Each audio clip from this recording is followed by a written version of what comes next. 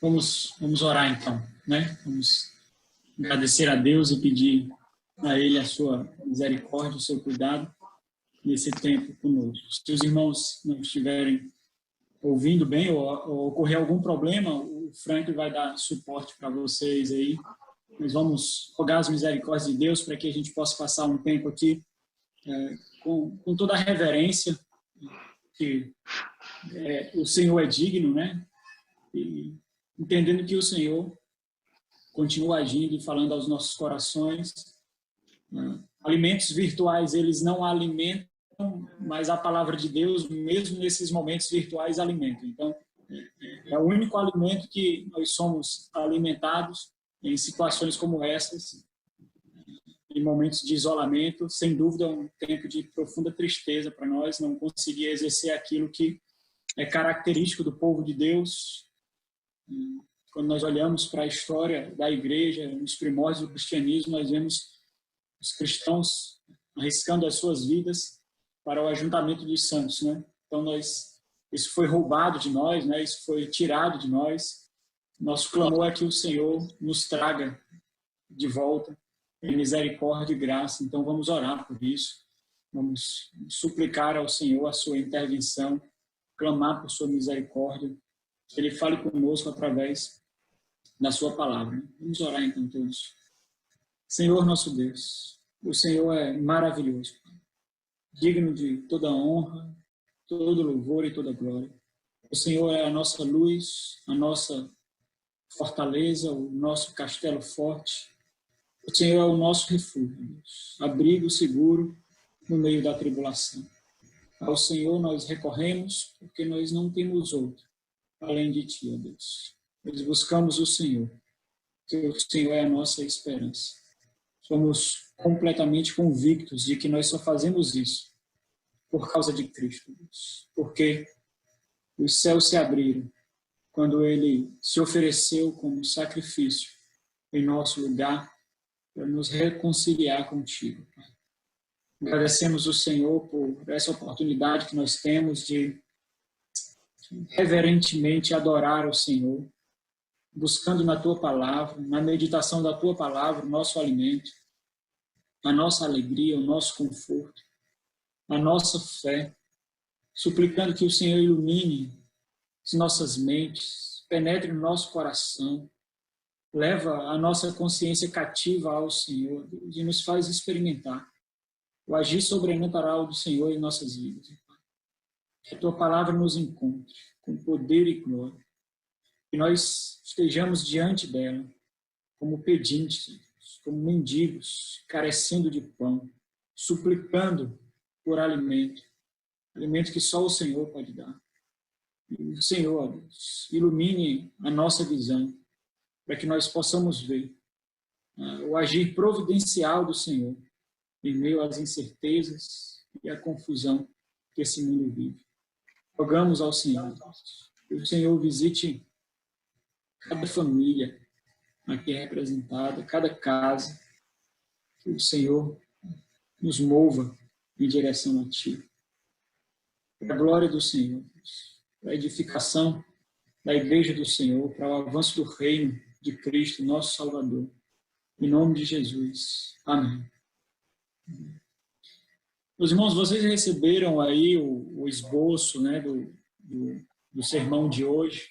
Acho que fica mais fácil também dos irmãos acompanharem e poder aproveitar ao máximo a reflexão da palavra de Deus, né? Nós vivemos tempos muito difíceis porque a palavra de Deus ela tem sido despejada no atacado e nós acabamos não dando muita atenção, né? No estalar de dedos, se nós quisermos uma pregação dos mais variados temas possíveis, seja de preletores consagrados ou desconhecidos, nós simplesmente colocamos aí uma linha de busca no Google, no YouTube, e nós conseguimos as pregações das mais diversas formas, com pessoas mais eloquentes ou não, com pessoas com diversas formas diferentes de passar, de aplicar a palavra de Deus, de expor a palavra de Deus, e isso faz com que a gente não dedique mais tempo meditando na palavra de Deus. Nós recebemos sempre o alimento muito mastigado, né? O alimento já é refletido por outro, já é aplicado por outro, já é ilustrado por outro, e nós não temos mais que mastigar. Os nossos músculos espirituais, os nossos músculos cognitivos, eles acabam ficando atrofiados, porque nós não conseguimos sequer fazer uma pequena reflexão da palavra de Deus, por exemplo, para nós mesmos ou para o nosso lar, nos cultos domésticos ou no devocional.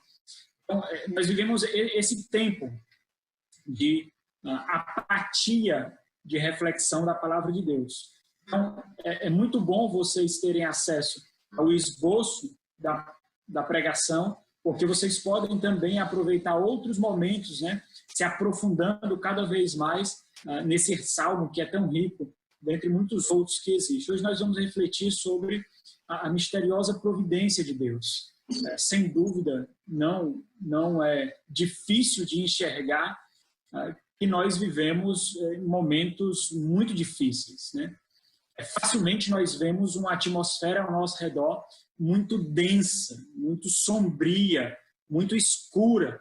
E em momentos como esse, muitas armadilhas, elas se apresentam diante de nós, se apresentam internamente nós, se apresentam à nossa forma, e elas são multiplicadas das mais diversas formas, das formas mais variáveis possíveis, seja através de pessoas que nós conhecemos e confiamos, seja através de comportamentos que nós já tínhamos e nós não percebíamos, seja através de pensamentos, mas a verdade é que muitas armadilhas, elas são demonstradas em momentos como esse. Cabe, então, com os olhos espirituais que o Senhor nos deu, com o mistério que Ele nos revelou, com a transformação que Ele nos deu da nossa mente, perceber, discernir o que tem acontecido ao nosso redor e quem tem sido o nosso verdadeiro inimigo e quais são as verdadeiras armadilhas que se mostram a nós. Por exemplo, muitas vezes, quando nós sequer percebemos, o mal, ele continua avançando, não para tirar a nossa saúde simplesmente, não para tirar os nossos bens materiais, financeiros simplesmente, não para tirar o nosso conforto. Esse não é o propósito de Satanás, esse não é o propósito do mal, esse não é o propósito desse reino parasitário que milita, mesmo já sendo derrotado. Nisso tudo que acontece, o propósito dessas armadilhas e do avanço do mal é de tirar de nós a fé. Esse é o propósito. É de quebrar os nossos pés, é de nos jogar no chão, é de nos derribar e matar a fé dos eleitos. São os agentes da oposição, são os cidadãos do reino parasitário, não do reino de Deus, mas do reino opositor. Então, em situações como essas, questionamentos muito sutis, eles tendem a sussurrar a nossa alma. E esse é um termo que vocês devem prestar muita atenção nesse salmo. Na verdade, é um termo em que ele é característico em todo o Antigo Testamento, mas a alma nesse salmo, ela é muito característica para falar da nossa fé. Então, questionamentos muito sutis sussurram a nossa alma. Imagine lá aquele cenário do Éden. Imagine quando a serpente sussurrou para Eva, falou para Eva, tentou a Eva. Isso tudo na tentativa de enfraquecer o nosso espírito, de nublar a nossa visão do alto, de tirar os nossos olhos do Senhor, de diminuir em nosso coração, em nossa fé, a percepção do agir providencial de Deus em nossas vidas. Por exemplo, em momentos como esse, nós ligamos a televisão, se nós acessamos as redes sociais, se nós paramos para conversar um instante com qualquer pessoa, nós percebemos que as incertezas são cada vez mais certas. Nós vemos que o medo, eles parecem maiores. Nós vemos que a ansiedade, ela parece ainda mais invencível. Então, quando isso acontece, nós nos tornamos não suscetíveis aos inimigos externos, mas nós nos tornamos suscetíveis a nós mesmos. Nós nos tornamos, então, agentes de confusão, não para o outro, mas também para o outro, mas primeiramente para nós mesmos. E com isso, nós acabamos atingindo aqueles, por exemplo, que Deus nos colocou como responsáveis. Nós, de alguma forma, meus irmãos, numa escala maior ou menor, nós sempre influenciamos outros. Se nós somos pais de família, por exemplo, isso é bem característico, isso é mais notável. Nós somos cabeças do nosso lar, então nós temos muitas pessoas debaixo da nossa autoridade. Se você é mãe, você sabe o que é isso. Se você tem irmãos, você sabe o que significa. Então, numa escala maior, numa escala menor, nós sempre influenciamos. Então, quando nós somos atingidos, não somente somos nós que nos enfraquecemos. Nós levamos a outro também a se enfraquecer e a considerar aspectos negativos desse tempo que nós vivemos, e isso atinge diretamente a fé. Mas, meus irmãos, diferente do que nós naturalmente pensamos, o problema, como eu me referi, ele não está nas coisas que nós enfrentamos. Lembra que nós não vemos como os que são carnais veem. Nós não vemos, nós não enxergamos como aqueles que não têm o Espírito. Nós temos outros olhos. O véu de diante dos nossos olhos, ele foi rasgado. Nós somos cidadãos de outro mundo que ainda vive aqui. O nosso discernimento é espiritual. Então, nós somos cidadãos de dois mundos. Do mundo por vir, do qual nós já experimentamos muitas realidades, mas nós ainda habitamos aqui. Então, nós percebemos que os inimigos não são os governadores, os políticos loucos, egocêntricos, arrogantes, mundando, buscando seu próprio benefício. Nós não vemos que o problema é o colapso da saúde, nós não vemos que o problema é o vírus que avança, nós vemos Deus agindo. Lembra lá que antes da vinda de Cristo, um apocalipse tem que acontecer. Então, nós temos que ter essa realidade espiritual do que está acontecendo ao nosso redor. Então, a percepção de inimigo, ela é bem mais ampla. Se nós não tivermos essa percepção, nós não vamos ler o Antigo Testamento, por exemplo, e aplicar as nossas vidas. Porque a característica de inimigo lá do Antigo Testamento eram inimigos que empunhavam lanças, espadas, flechas, arcos. Quando nós chegamos à realidade neotestamentária, isso é ampliado e aprofundado a nossa percepção de inimigos. Nossos olhos ganham maior amplitude. Então, o problema, ele reside. E esse é um ponto que eu quero que vocês prestem atenção. O problema, ele reside na resposta que nós damos a esses inimigos que nós enfrentamos. Como nós nos portamos? E aí eu quero que vocês considerem, está aí no esboço de vocês também, algumas perguntas para nos fazer refletir sobre a postura que nós temos adotado, a nossa fé, o testemunho como embaixadores de Cristo, como cidadãos do reino do nosso Senhor. E essas perguntas, elas tendem a nos insultar, tendem a nos fazer tremer no conforto que nós temos, na atitude que nós temos tomado. E eu quero fazer essas perguntas para os irmãos, eu quero que os irmãos considerem. As respostas são individuais e vocês darão a si, ou vocês podem, e aí é um ponto interessante, vocês podem depois, se já não tiverem feito isso, mas depois vocês podem, no culto doméstico, refletir sobre como cada um da família pode responder e como cada um testemunha da conduta do outro diante dessa pergunta. Então, como nossa fé ela tem se portado diante das seduções do medo e ansiedade? O medo e a ansiedade, acompanhado aí pela depressão, eles têm surrado tanto cristãos como não cristãos. Eles têm minado a fé e o testemunho piedoso, tanto daqueles que são mais maduros na fé, como aqueles que estão caminhando há pouco tempo na fé. Outra pergunta: qual é o tamanho e o poder de Deus que a nossa fé tem testemunhado? Lembra lá Lembra lá. É natural nós termos medo, meus irmãos. É natural. É natural quando nós vemos a realidade do que tem acontecido no mundo e no nosso país, especialmente nos estados que nós habitamos. É natural que o medo venha, mas o medo não pode permanecer. Não pode permanecer no mesmo ser o medo e a fé. Não pode. A ansiedade e a fé não pode permanecer. São antagônicos. Então, o medo ele é extirpado, ele é expurgado pela fé, assim como também a ansiedade. Então, por exemplo, se nós quisermos um termômetro da nossa fé, nós medimos a nossa conduta de medo e ansiedade ou não. Outra pergunta, qual tem sido a nossa postura, então, diante disso? Você, por exemplo, tem se entregado diante dos diversos debates que têm surgido, propício a divisões, como, por exemplo, política, como testemunho de alguns políticos, né? Outra pergunta, com quais olhos nós temos enxergado tudo isso à nossa volta?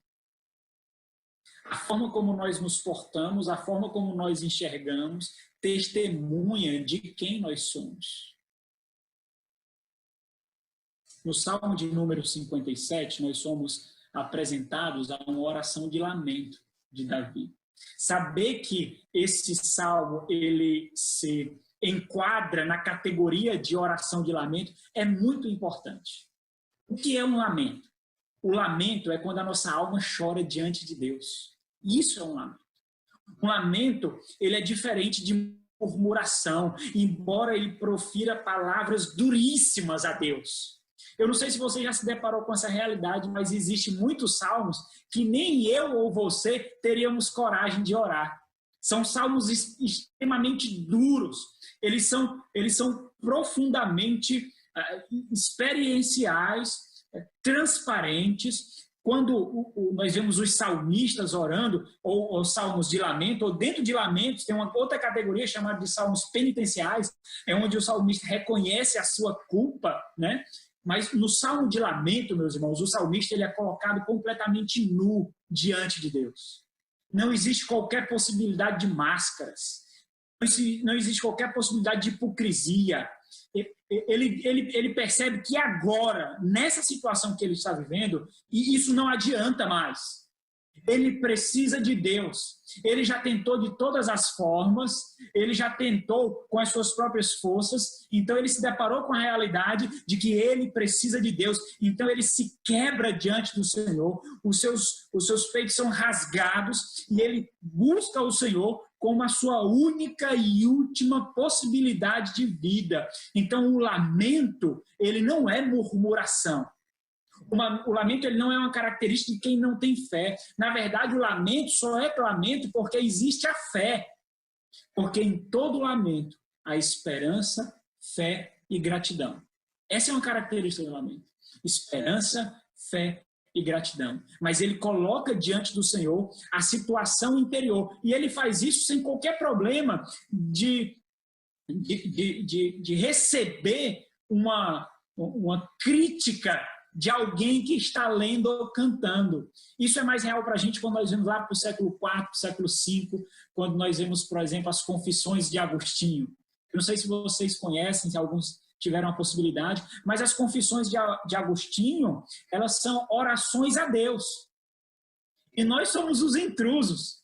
Nós vemos, nós lemos, nós refletimos. Mas ele fala a Deus, ele fala diante de Deus. Ele não está nem um pouco preocupado do que você ou eu, nós iremos achar. Ele sabe que o Senhor, lembra lá do Salmo 139, o Senhor conhece a profundidade do seu coração. Não há um lugar para onde ele vá que o Senhor não o encontre. Então, nós às vezes nos acostumamos a engolir um dicionário e proferir orações muito palatáveis, muito assépticas, muito limpinhas. E nós fazemos isso sem perceber que com isso nós não estamos sendo sinceros com o Senhor. Nós estamos criando um tipo de postura que não se mantém firme diante das adversidades. uma postura superficial de fé, de relacionamento com o Senhor, não se mantém firme diante da tribulação ou da aprovação. Não se mantém. Ela cai, ela rui, ela é completamente destruída. Por isso que é importante nós refletirmos, por exemplo, sobre os salmos. Porque nos salmos nós vemos o salmista completamente nu diante de Deus. Ele é absurdamente realista. Ele é absurdamente claro com aquilo que ele está vivendo. Então, esse é um salmo de lamento. E é interessante, meus irmãos, interessante como justamente nesses momentos mais escuros da nossa alma, quando nós vemos os salmos de lamento, e nessa situação que nós vivemos, a providência de Deus, ela se mostra tão real, ela é tão enfatizada, ela é tão realçada, porque nós percebemos, como tem acontecido no mundo, que grandes impérios têm se colocado de joelhos, não para buscar o Senhor, mas porque são fracos, porque são frágeis. Não adianta ter contas recheadas de dinheiro, não adianta ter grandes monumentos, não adianta ter muitos bens. Todos nós, e o que esse vírus veio mostrar foi isso, todos nós somos frágeis e perecíveis e carentes de alguém mais poderoso do que nós. Então, especialmente quando nós percebemos essa realidade do mal avançando, nós também vemos a providência de Deus agindo em nossas vidas, mesmo quando ela parece não agir. Porque o ponto é o seguinte, às vezes parece um pouco duro olhar assim, mas o objetivo final não é a sua saúde física, não é o seu conforto material, mas é a integridade e a perpetuação da sua fé. Esse é o objetivo final. Como ela testemunhará de Cristo. Esse é o grande ponto da questão. Então, entenda, pode não parecer, muitas vezes, mas Deus está agindo. A sua santa providência está em movimento. E o Senhor sabe o melhor. Thomas Brooks, um puritano inglês do século XVI, ele disse as seguintes palavras: o que Deus, nosso Pai, deseja é o melhor. Quando ele quer a doença, esta é melhor que a saúde. Quando ele quer a fraqueza, esta é melhor que a força. Quando ele quer a pobreza, esta é melhor do que a riqueza. Quando ele quer a repreensão, esta é melhor do que a honra. Quando quer a morte, esta é melhor do que a vida. Posto que Deus é a própria sabedoria, assim sabe o que é melhor. Sendo ele a própria bondade, não fará nada daquilo que não for melhor, portanto, permaneça em silêncio diante de Deus e testifique do seu Criador. Qual é o meu ponto, então, para nós partirmos para a divisão do nosso salmo? Nós podemos aprender aqui com Davi como nós devemos nos portar em tempos difíceis, independentemente das circunstâncias. Se é algo que nós aprendemos na caminhada cristã e no testemunho das Sagradas Escrituras, é que as circunstâncias, elas não ditam o nível da nossa fé, a profundidade da nossa fé e nem a nossa felicidade, porque a nossa felicidade está no Senhor. A nossa felicidade está em meditar na lei do Senhor e nós fazemos isso para buscar a felicidade meditando nela de dia e de noite. Nossa felicidade, ela não é moldada, não é conduzida pelas circunstâncias. Não é tão volúvel assim. A nossa felicidade, a nossa fé, ela está no Senhor. Então, nós aprendemos aqui com Davi como nós nos portamos diante da dificuldade, das tribulações, das provações.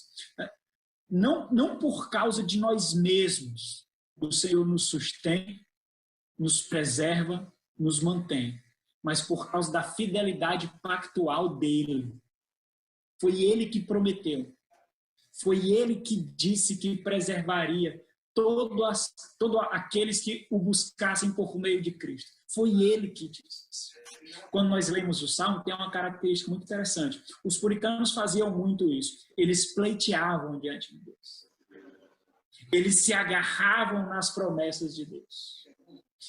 Quando nós fazemos isso? Nós fazemos isso quando a nossa fé está minguando, quando a nossa fé está caindo, Nós clamamos ao Senhor e nós dizemos, tu dissestes, ó Deus, tu dissestes, ó Senhor, que eu não sucumbiria diante das adversidades, diante das provações. Me sinto agora amortecido, me sinto agora enfraquecido. Refrigera a minha alma, Senhor. O que ele está fazendo aqui? Ele está buscando as promessas do Senhor. Foi o Senhor que disse. Lembra lá nos Salmos? Se você olhar para todos os Salmos, parece que nós estamos tendo uma aula do saltério aqui, né? Mas se você olhar para o Salmo 1 e o Salmo 2, eles são o prefácio de todo o saltério. No prefácio de todo o saltério, no Salmo 1 e Salmo 2, ele forma a base sobre a qual todos os 148 salmos ficarão de pé. Então, os demais salmos, eles buscam as promessas desses dois salmos. Estão ancorados na lei do Senhor. Promessas e maldições. Eles buscam ao Senhor diante da fidelidade. Por isso que muitas vezes o salmista ele diz, olha para mim, Deus, vê se há em mim algo mal. Olha para mim. Eles estou sendo injustiçado porque não fiz nada. Então, é uma característica de quem busca ao Senhor em fidelidade. Então, qual é o ponto para a gente prosseguir aqui? A providência do Senhor está agindo em meio ao caos.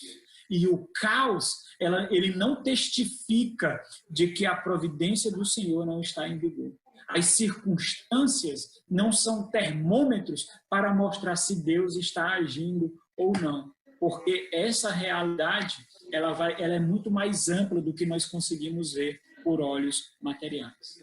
Então, o primeiro ponto é entender o cenário em que esse salmo ele é composto, ele é tecido. É muito importante. Lá no sobrescrito, debaixo do título aí que as traduções colocam, o sobrescrito do salmo, ele diz assim, ao mestre de canto, segundo a melodia, não destruas hino de Davi, quando fugia de Saul na caverna. 1 Samuel, capítulo 24. Então, isso é muito importante porque, diferente de muitos salmos, esse salmo tem um contexto histórico. Muitos salmos, eles não têm um contexto histórico. Nós não sabemos, nós tentamos discernir ali o contexto, a atmosfera em que aquele salmo foi composto. Esse daqui não. Ele foi composto debaixo de lágrimas. Ele foi composto com mãos trêmulas, né? Com ansiedades sendo experimentadas. E isso ele deixa muito claro no salmo. Então, entenda o que estava acontecendo aqui. Quem estava perseguindo Davi não era Saul. Na verdade, quem estava perseguindo Davi era a própria morte. Porque tão logo Davi fosse encontrado, ele perderia a sua vida. Ele não estava sendo perseguido para ser exortado, ele não estava sendo perseguido para ser preso, ele estava sendo perseguido para tirar dele a vida. Então, era essa situação que estava acontecendo ali. Na verdade, meus irmãos, tirando essa realidade do fim aqui, para Saul, imagine a situação. Para Davi, imagine a situação. Aqueles que guerrearam com Davi, aqueles que cantaram, que festejaram com Davi, aqueles a quem Davi liderou em batalhas, que são seus colegas do exército, aqueles que cantaram os cânticos de que Davi matou 10 mil milhares e milhares e milhares, esses agora estavam perseguindo Davi. Esses agora estavam tentando tirar a vida dele. Em quem ele podia confiar? Onde ele poderia buscar lealdade? Ele foi apunhalado no seu próprio coração. Aqueles por quem ele dava a vida, agora o persegue para tirar a sua vida. Então aqui Davi, ele não está simplesmente sendo perseguido. Ele está vendo um rastro de ingratidão, de deslealdade e a morte se aproximando dele, diante do fato de que o Senhor disse que ele seria rei. Ele seria rei. O Senhor prometeu, mas agora o que parece? Ele não parece um rei. Ele não parece alguém que caminha para o trono. Ele parece um moribundo completamente fraco, carecendo de intervenção. Quem pode ajudá-lo? A quem ele irá recorrer? Quem pode oferecer para ele a espada, o escudo? Quem pode oferecer para ele proteção? Ele olha à sua volta, não tem. O que ele faz? Ele faz aquilo que consiste no maior poder cristão. Ele ora. Ele busca o Senhor. Ele rasga o seu peito diante do Senhor. Os seus joelhos são quebrados, para usar uma linguagem mais cristã do que judaica. Ele vai ao Senhor. Completamente nu. Ele vai ao Senhor buscando ajuda. Esse é o cenário. Então, quando você estiver agora, a partir desse momento, você olha para esse salmo sentindo o cheiro da morte, tá certo? Sentindo o cheiro da morte. E isso aqui vai sendo transformado à medida que o salmo é tecido para aromas de esperança, de paz, prosperidade e eternidade. Mas essa é a situação. Então, o primeiro ponto de Davi aqui, o que ele faz? No versículo 1 ao versículo 7, Davi ele rega a alma dele. No versículo 1, e ele faz isso, né? Ele rega a alma dele na única fonte que ele tem. Então, no versículo número 1, que diz assim: tem misericórdia de mim, ó Deus, tem misericórdia de mim. Pois em ti a minha alma se refugia, à sombra das tuas asas me abrigo, até que passem as calamidades. Então, no versículo 1, ele está pastoreando a alma dele. Ele está levando a sua alma a um lugar seguro. Existe uma ênfase aqui, refúgio e abrigo são o mesmo termo aqui. Então, Davi ele está consolando a sua alma. Esses dois termos repetidos, misericórdia e misericórdia, eles são colocados no texto como imperativo. Imperativo é uma ordem. Então, imagine a situação aqui. Não é que ele está dando ordem a Deus. Nas Sagradas Escrituras, esse imperativo é chamado de imperativo divino. Quando ele diz, tem misericórdia, o imperativo, uma ordem, né? Ele transmite um profundo desejo, né? Uma profunda volição. Então, o que ele está dizendo aqui, nós não podemos conceber que ele está dando ordem para o Senhor, então ele está mostrando um profundo desejo de que seja a disposição de Deus ter misericórdia dele. O que ele está dizendo é o seguinte, que seja do teu agrado, Senhor, que a tua misericórdia me encontre. Que seja da tua vontade, ó Deus, que a tua misericórdia me encontre. Por quê? Porque parece que não encontra. Naquela situação, parece que a misericórdia não o encontrou, porque ele sofre agora. Então, ele está colocando a alma dele. Por que ele fala alma? Por que ele fala alma? Porque ele diz, a minha alma se refugia em ti. Esse é um termo extremamente importante. Alma, nas Sagradas Escrituras, em muitos momentos, mas especialmente em Gênesis capítulo 2, lá, quando nós vemos a constituição do homem, que Deus colocou nele a alma vivente, alma, ela dá a ideia de um profundo desejo, do desejo por Deus.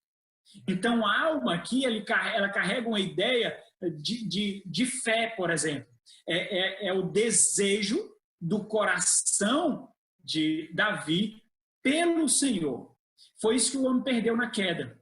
Quando o homem caiu, esse desejo ele foi desvirtuado, ele foi conturbado. Agora o homem não deseja mais a Deus, ele deseja outras coisas, mas ele só encontra satisfação quando ele encontra Deus, quando esse desejo vai para Deus. Por isso que ele tá pastoreando a alma dele. Quando ele diz, pois em ti a minha alma se refugia, por exemplo, não, nas circunstâncias que ele experimenta, a alma dele não pode se refugiar em nada. As circunstâncias dizem outra coisa, mas ele conhece o Senhor.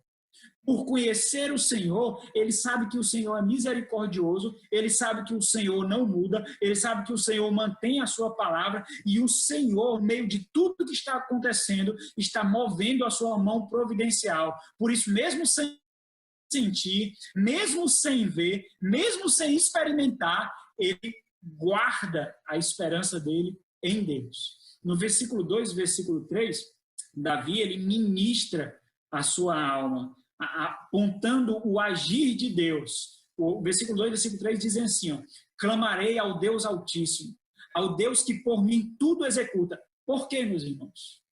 Lembra lá da fidelidade pactual. Porque Deus tudo executa por ele.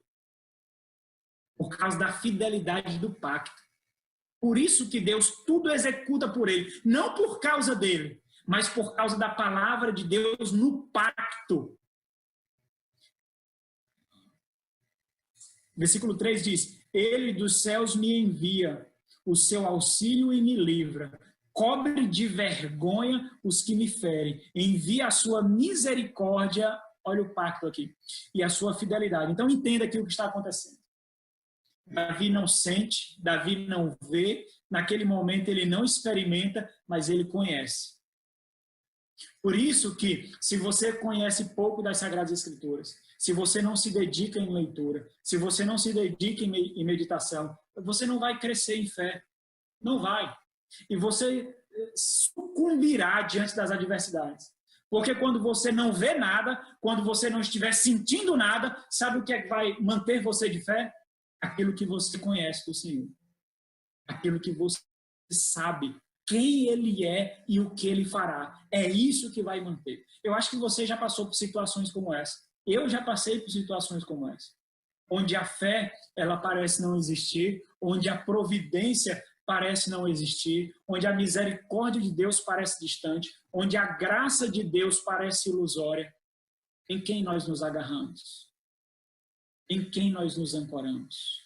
Naquilo que nós conhecemos do Senhor. E nós trazemos à nossa mente, a sua misericórdia dura para sempre. A sua misericórdia dura para sempre. O choro pode durar toda a noite. O choro pode durar toda a noite, mas a alegria irá raiar. Mas o contentamento irá raiar. Por que nós sabemos isso?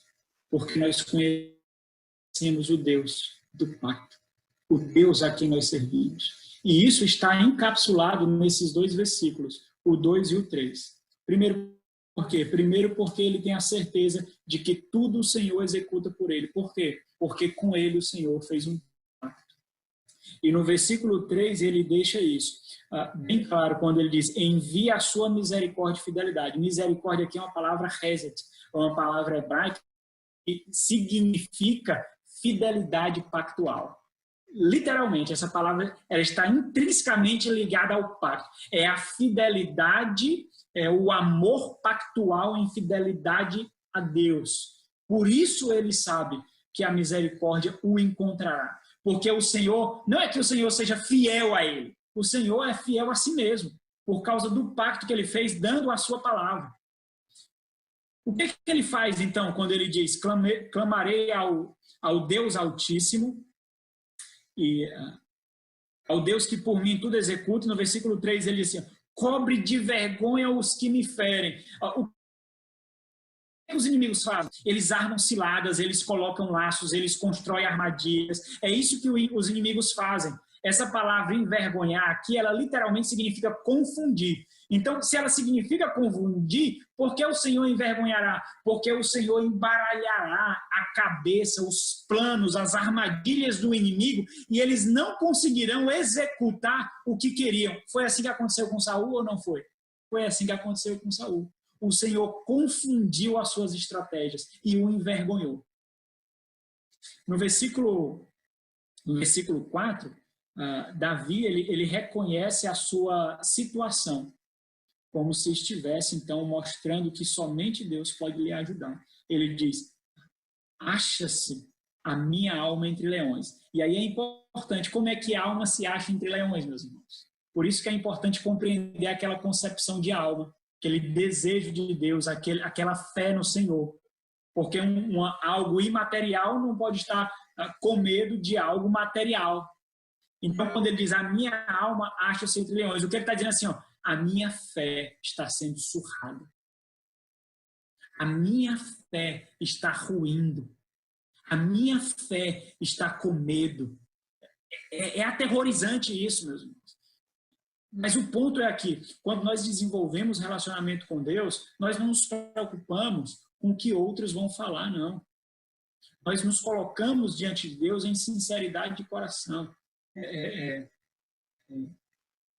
Dentro do escopo das Sagradas Escrituras. Claro que nós não vamos fazer isso com heresias, com sentimentalismo, com pragmatismo, mas nós não vamos temer como nós nos portaremos diante do Senhor. Então, o que Davi está dizendo aqui é que a sua fé está ruindo mesmo. Acha-se a minha alma entre leões, ávidos de devorar os filhos dos homens. Lanças e flechas são os teus dentes. Espada afiada a sua língua. No versículo de número 5, Davi ele reconhece o que realmente importa. E esse é o refrão do Salmo, ele é repetido lá no versículo 11. Então, nisso tudo, o grande anseio de Davi não é simplesmente que ele seja livrado e socorrido. O grande anseio de Davi é o versículo 5 e o versículo 11, quando ele diz assim, ser exaltado, ó Deus. E aqui é mais um daqueles imperativos divinos, meus irmãos. É uma ordem que ele está dando, é como se fosse uma ordem que ele dá a Deus, né? Quando ele diz, ser exaltado, ó Deus, acima dos céus, em toda a terra esplenda, enche, alcance a tua glória. Então, o ponto de Davi não é simplesmente por seu livramento, mas o anseio dele é que por meio dessa situação e por meio da execução da promessa que ele fez a Davi, que ele seja exaltado, que ele seja engrandecido, não simplesmente que ele seja livrado. Então, tudo isso aqui, no versículo 1 ao versículo 5, Davi está regando a alma dele. E ele finaliza mostrando o grande desejo da sua alma. No versículo 9, até o do versículo 6 ao versículo 9, nós vemos então a reação de Davi. A outra reação de Davi, a sua fé, então, como ele falou, está sendo esmagada. Mas ele não sucumbirá. No versículo 6, Davi ele expõe a situação da sua alma, da sua fé. Mais uma vez, a ênfase aqui é o termo alma. Fala do eu interior, fala desse desejo, e ele está mostrando o seguinte, vamos ler lá o versículo 6. Armam redes aos meus passos, a minha alma está abatida, abriram cova diante de mim, mas eles mesmos cairão. Olha a convicção de Davi aqui, meus irmãos. Lembra lá das perguntas que eu fiz? Como nós estamos nos portando diante dessas dificuldades? Qual a resposta nós estamos dando diante dessas adversidades? O que Davi está dizendo aqui? Ele está dizendo que a alma dele, a fé dele, o desejo dele por Deus está abatido, ou seja, está inclinado, mas ele não cairá. Pelo contrário, eles mesmos cairão, os seus próprios inimigos. Os nossos inimigos aqui, quem são, meus irmãos? Os nossos inimigos hoje são os mais diversos. São os vírus.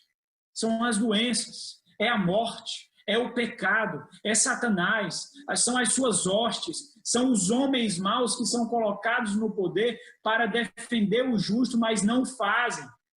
Buscam satisfazer as suas próprias vontades e construir para si riquezas. Eles que cairão, eles fazem parte do reino parasitário, dos agentes da oposição, dos instrumentos de Satanás para minar a fé dos eleitos. Mas a certeza que nós temos é que nós somos guardados pelo Senhor, por isso nós não cairemos. A mão providencial do Senhor nos sustentará e eles cairão. Nós já conhecemos o fim. Nós já conhecemos o fim, nós já sabemos como essa história ela findará. No versículo 7 nós vemos a luta, então, contra as incertezas que as circunstâncias apresentam à nossa volta. Então, Davi, ele declara a sua esperança em meio ao caos. No versículo 7, ele diz, firme está o meu coração, ó Deus. Coração, nas Sagradas Escrituras, especialmente no Antigo Testamento, coração, ele fala do quartel-general, do centro das deliberações, né? O pastor Jonas Madureira, naquele livro Inteligência Humilhada, ele fala muito sobre isso. O coração é onde nós tomamos as nossas decisões. É onde nós nós temos os nossos pensamentos, os nossos raciocínios, e depois nós os colocamos em prática. Então, quando ele diz, firme está o meu coração, ó Deus, o meu coração está firme. Qual é o sinal de que o coração do crente está firme? Ele diz, cantarei e entoarei louvores. Louvar a Deus em meio ao caos e à tribulação, em meio a incertezas, é um testemunho da firmeza do nosso coração nele. Nós o louvamos, às vezes com lágrimas correndo aos nossos olhos, às vezes com gemidos e soluços, mas nós o louvamos. E esse é um dos maiores testemunhos de fé, porque nós testificamos que mesmo não sentindo, mesmo não vendo, nós acreditamos que aquele que morreu por nós e nos reconciliou com o Senhor consumará a sua obra para a glória do Deus Pai Todo-Poderoso. Nós acreditamos nisso, por isso nós o louvamos. Então ele grita a sua alma. O versículo número 8 é fantástico. Imagine que você está ficando abatido. Imagine que a sua alma, a sua fé está fraquejando e você grita com ela, e você desperta ela, você diz, levanta, levanta, alegra-te, mostra a glória do teu Deus. É o que ele diz, não é? Ele desperta a fé dele, e esse despertar, ele redunda em quê? É o que ele vai dizer depois, mas quando ele diz, ó, os dois termos aqui repetidos, desperta, também estão naquela categoria de imperativo, né?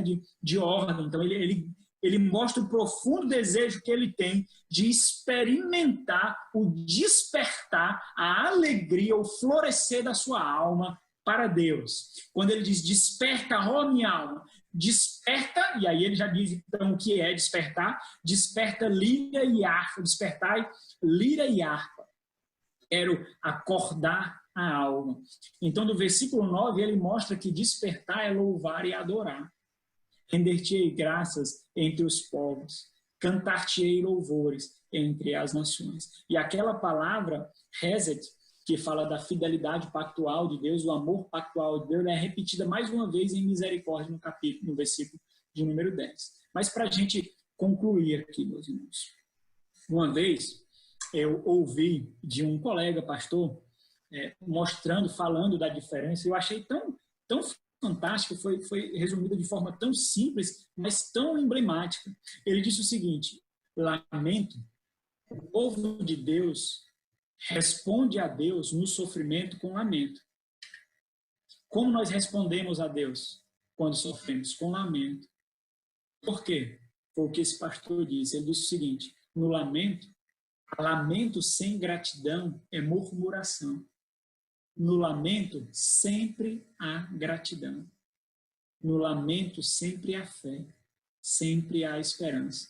Quando nós lamentamos sem gratidão, sem fé, nós murmuramos. E murmurar é pecado. Então, existe uma grande diferença. Talvez nós não praticamos mais o lamento porque nós não conhecemos como nós deveríamos conhecer o lamento. Então, é impossível, meus irmãos, não ver a gratidão de Davi, não ver a gratidão desse servo piedoso nessa oração. É impossível não ver o consolo. Então, imagina aqui, em meio ao risco de perder a vida, ele recebe consolo por aquilo que ele conhece do Senhor, pelas promessas do Senhor, pelo pacto no qual ele foi colocado. Nesse salmo, nós vemos esperança. O que guarda a esperança e a fé de Davi aqui não é o que está fora dele, mas é aquilo que habita dentro dele. O Espírito Santo do Senhor o lembra constantemente de quem é Deus e o que esse Deus faz. O Espírito Santo o fortalece. O Espírito Santo mostra que, mesmo sem compreender todas as implicações daquela promessa que ele recebeu por meio de Samuel, ele tinha sido comprado pelo sangue do Cordeiro, o Cordeiro perfeito. Mesmo sem entender todas as implicações, de uma coisa ele sabia: Deus é fiel. E mesmo quando não parece, a sua mão providencial, misteriosamente, está agindo para o bem daqueles que amam a Deus. as incertezas, meus irmãos, aquilo que nós vemos em meio ao caos, não anulam a misteriosa providência de Deus, que avança sem parar na execução do seu plano, para a glória do próprio Deus. O seu plano está em vigor. É por isso que a oração de Davi finda no versículo 10 e versículo 11, quando Davi lembra a sua alma sobre alguém muito maior dos seus inimigos, maior do que pandemia, maior do que políticos, maior do que o colapso econômico, alguém muito maior do que os seus inimigos, alguém muito maior do que o medo, muito maior do que as ansiedades. Davi, ele é lembrado que ele pertence a Deus. Ele diz: pois a tua misericórdia, reza-te, o seu amor pactual, a tua misericórdia se eleva até os céus e a tua fidelidade até as nuvens. Olha que interessante, nós vemos aqui um paralelismo em que essas duas sentenças, elas descrevem a mesma realidade, mostrando contrastes diferentes. Então, misericórdia está para a fidelidade. No versículo 11 ele diz: ser exaltado. É a mesma coisa do versículo 5. Ser exaltado, ó Deus, acima dos céus. Em toda a terra, esplenda a tua glória. É por isso que nós não sucumbimos, meus irmãos, em meio às incertezas que esse mundo impõe a nós. Porque nós sabemos em quem nós temos crido. Porque nós sabemos quem deu a vida por nós. A fome pode chegar, o dinheiro pode faltar, o teto nós podemos não ter, mas de uma coisa nós podemos ter certeza: a fidelidade do Senhor nunca deixará de nos assistir. Às vezes entubados, às vezes em UTIs, mas a fidelidade do Senhor estará lá. E por meio de cada gemido e por meio de cada dor, Ele é glorificado pelos seus santos, a quem Ele tanto ama e por quem Ele deu o seu Filho. Por meio de gemidos, tomar o cálice da ira de Deus por mim e por você. O Senhor ama você, o Senhor me ama. E conosco Ele tem um pacto inquebrável. E o fim nós já sabemos. É a glória eterna ao lado do nosso Redentor. Vamos orar? Senhor nosso Deus, obrigado por tuas misericórdias, ó Pai. Nós não somos nada sem o Senhor. Obrigado porque, mesmo vivendo nesse mundo tão mau, tão perverso, tão doente, tão ignorante, Senhor, o Senhor nos faz experimentar um alívio sobrenatural. O Senhor nos faz experimentar a fé, forjada na cruz do Calvário, que nos prendeu de uma vez por todas em Cristo, o Deus Filho, para todos sempre, e que ninguém e nada pode arrancar. Obrigado por termos os nossos pecados perdoados e a certeza de que o Senhor está agindo, mesmo quando nós não percebemos. Obrigado por esses irmãos, ó Deus, que aqui estão representados. Obrigado pela internet, pelos computadores, os celulares, por todos esses meios que o Senhor providencialmente tem dado à tua igreja, para que a tua igreja não deixe de te glorificar nesse período. Que o Senhor seja com o pastor Fernando Angelim. Fortaleça-o, Deus. Levanta-o cada vez mais como o arauto do Senhor. Abençoa a Lana, sua esposa, que ela seja uma coluna nesse ministério, e cada irmão aqui da Igreja Batista Reformada de Belém seja instrumento de glória para o Senhor, Deus. Rogamos ao Senhor por meio de Cristo, nosso Redentor. Amém.